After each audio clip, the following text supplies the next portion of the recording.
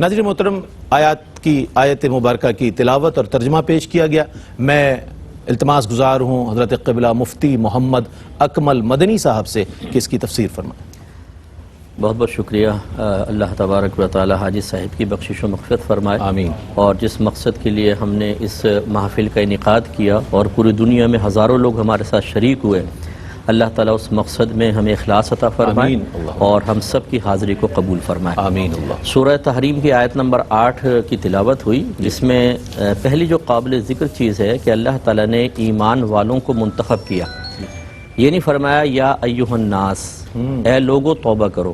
اس کا مطلب ہے اہتمام خاص مومنین کے لیے ہے، ورنہ توبہ تو سب کے لیے ہی لازم ہے، لیکن اللہ تعالیٰ نے خاص مومنین کو چونکہ مخاطب کیا تو ہمیں غور کرنا چاہیے کہ یہاں پر ہمارے لیے ایک اعزازی پہلو بھی ہے کہ اللہ تبارک و تعالیٰ نے ہمیں خاص طور پر مخاطب کر کے توبہ کی طرف مائل فرمایا۔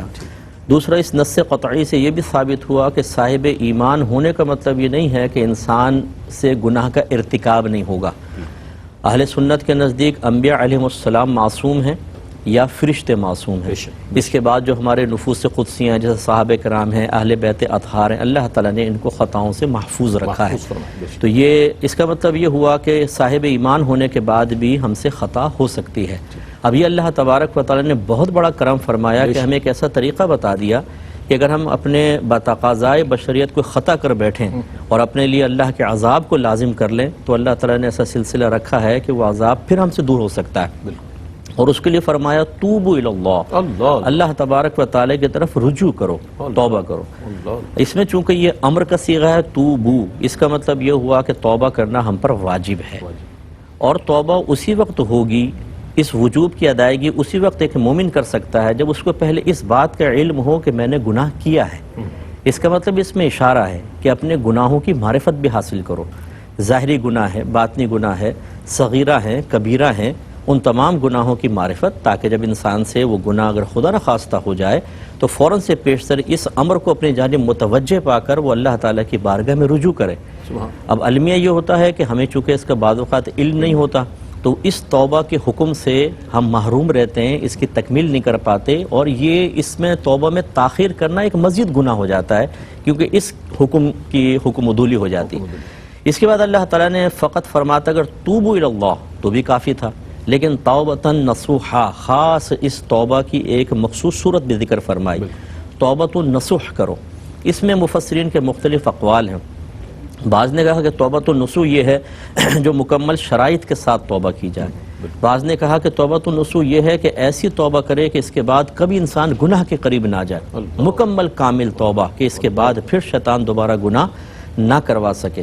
تو اس میں جو توبو کا حکم ہے توبہ کرنے کا، اس میں تھوڑی سی بس بات یہ لوگوں کو یاد رکھنی چاہیے کہ گناہ دو طرح کے ہوتے ہیں، ایک اللہ تعالیٰ کے حق میں کوتاہی کا گناہ، ایک بندوں کے حقوق میں کوتاہی کا گناہ۔ اگر اللہ تعالیٰ کے حق میں کوتاہی کی ہے تو وہ تین صورتیں اس کی ہو سکتی ہیں۔ کوئی مالی عبادت ترک کی ہے جیسے زکوٰۃ کی ادائیگی میں تاخیر، اس گناہ کی توبہ یہ ہوگی کہ زکوٰۃ ادا کرنی ہوگی، قربانی رہ گئی ہے تو قربانی کا حساب کر کے اس کا صدقہ وغیرہ کرنا ہوگا، اسی طریقے سے کوئی دم وغیرہ لازم تھے ان کو ادا کرنا ہوگا، اور اس کے بعد اللہ تعالیٰ کی بارگاہ میں انسان توبہ کرے گا۔ اگر کوئی بدنی عبادت رہ گئی جیسے نماز نہیں پڑھی، روزہ رہ گیا تھا جان بوجھ کر، تو اس پر پہلے اللہ کی بارگاہ میں توبہ اور فوراً سے پیشتر ان کی ادائیگی کی کوشش۔ اور تیسرا ایسا گناہ کہ جو مالی اور بدنی عبادت سے ہٹ کر ہو، جیسے کسی نے شراب نوشی کر لی، زبان سے نازیبہ کلمہ نکل گیا، اس میں پھر تین شرائط ہوتی ہیں، ویسے اس میں بھی شامل ہیں لیکن تین شرائط اس میں خاص۔ نمبر ایک، اللہ تبارک و تعالیٰ کے خوف کی وجہ سے آئندہ گناہ نہ کرنے کا پختہ ارادہ کرنا، اور اس کے ساتھ ندامت اور شرمندگی سمجھ لے اس کے مناسبات اور لوازمات میں سے ہے۔ اس لیے سرکار نے فرمایا کہ ان ندم التوبہ، ندامت ہی توبہ ہے، اس لیے ندامت کے ساتھ پھر انسان اس گناہ کو آئندہ نہ کرنے کا ارادہ کرے، اور اللہ کے خوف کی وجہ سے تو یہ ہے کامل توبہ، اور پھر اس کے بعد کبھی یہ گناہ نہ ہونے پائے۔ تو نبی کریم صلی اللہ علیہ وسلم ارشاد فرماتے ہیں کہ التائب من الذنب کمن لا ذنب لہ، اپنے گناہ سے توبہ کرنے والا ایسا ہے جیسے اس نے گناہ کیا ہی نہیں۔ اور ایک روایت میں وہ ماں کے پیٹ سے ایسا پاک و صاف ہو جاتا ہے گناہوں سے جیسے آج ہی ماں کے پیٹ سے پیدا ہوا ہے۔ اس کے بعد اللہ تعالیٰ نے عصا ربکم فرمایا، آپ نے اسے ترجمہ فرمایا کہ بعید نہیں ہے کہ اللہ تعالیٰ تم سے تمہارے گناہوں کو بخش دے، اور میرے نزدیک زیادہ اچھا ترجمہ یہ ہے کہ ان قریب تمہارا رب تمہارے گناہوں کو بخش دے گا. یقینی بات ہے، کیونکہ جب کوئی گناہ سے توبہ کرتا ہے تو دیگر آیات کو اگر دیکھا جائے تو اللہ کا وعدہ ہے کہ جس نے کامل توبہ کر لی اللہ تعالیٰ اس کے تمام گناہوں کو بخش دے گا. اور فرمایا اللہ تعالیٰ تمہیں ایسے باغات میں داخل کرے گا جن کے نیچے سے نہریں جاری ہیں. ان کے بارے میں مفسرین فرماتے ہیں یا تو یوں ہوگا کہ جنتی اونچے تختوں پر بیٹھے ہوں گے اور سامنے نیچے سے نہریں بہہ رہی ہوں گی، یا فرمایا کہ وہ ایسا ان کا فرش ہوگا جیسے شیشے کی طرح کہ اوپر بیٹھے ہوں گے اور نیچے سے نہریں جاری ہوں گے. یہ دونوں ہی صورتحال ہو سکتی ہیں. تو اس تصور کو جب اس قسم کی جو چیزیں اللہ تعالیٰ بیان فرماتے ہیں، انسان کو چاہیے کہ اس ماحول کو، اس جو اللہ تعالیٰ نے ایک منظر کشی کی ہے اس کو ذہن میں لے کر آئے. جنت میں پہنچ جائیں، سوچیں کہ آج اگر ہم توبہ کر لیتے ہیں، گناہوں سے بچتے ہیں تو کیسی عظیم جنت ہوگی کہ نیچے نہریں بہہ رہی ہیں، سامنے پرندے، درخت، چرندے اور ایسی خوبصورت مناظر اللہ تعالیٰ داخل فرمائے گا. پھر اللہ تعالیٰ فرماتا ہے کہ اس دن اللہ تعالیٰ نہ نبی کو رسوا فرمائے گا، کسی بھی نبی کو، اور نہ ان کے ساتھ انہیں جو ان کے ساتھ ایمان لے کر آئے.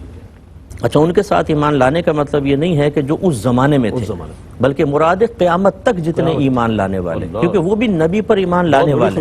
جی ہاں، تو یہ قیامت تک جتنے لوگ ایسے ہوں گے. اب یہاں پر والذین آمنوا معہ جو فرمایا کہ اللہ نبی کو رسوا نہیں کرے گا، نہ ان ایمان والوں کو جو ان کے ساتھ.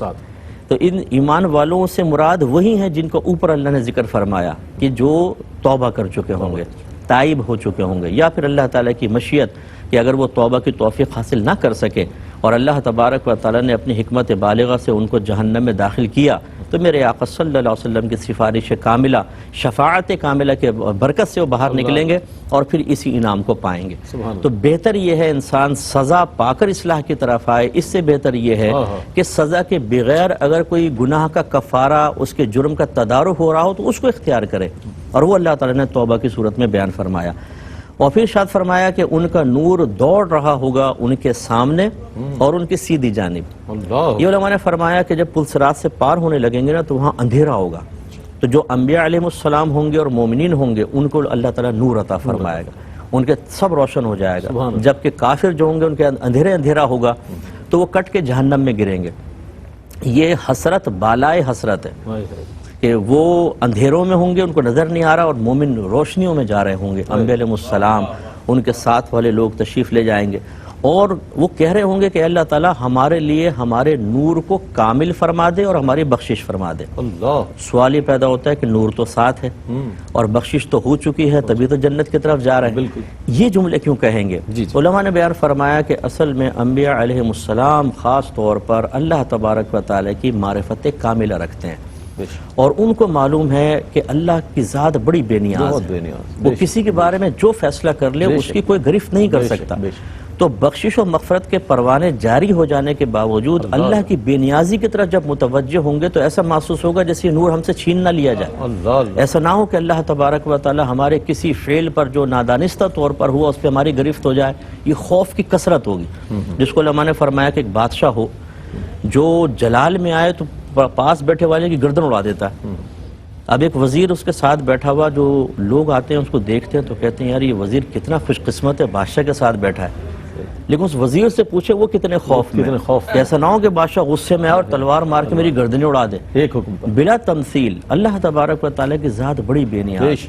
شیطان کے معاملے کو آپ دیکھ لیں، کتنا بڑا موحد تھا، کتنا بڑا عبادت گزار، کتنا زبردست صاحب علم، لیکن اور اللہ کی توحید کا اقرار کر رہا تھا، لیکن یہ توحید رحمانی نہیں تھی، اس میں ایک شیطانیت کا دخل تھا کہ وہ اس نے اللہ کو تو مانا، نبی کی تعظیم نہ کی اللہ کے حکم سے.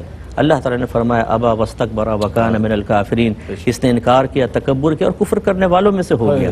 اس کا مطلب یہ ہے کہ اللہ کے ساتھ بڑی بے نیاز ہے.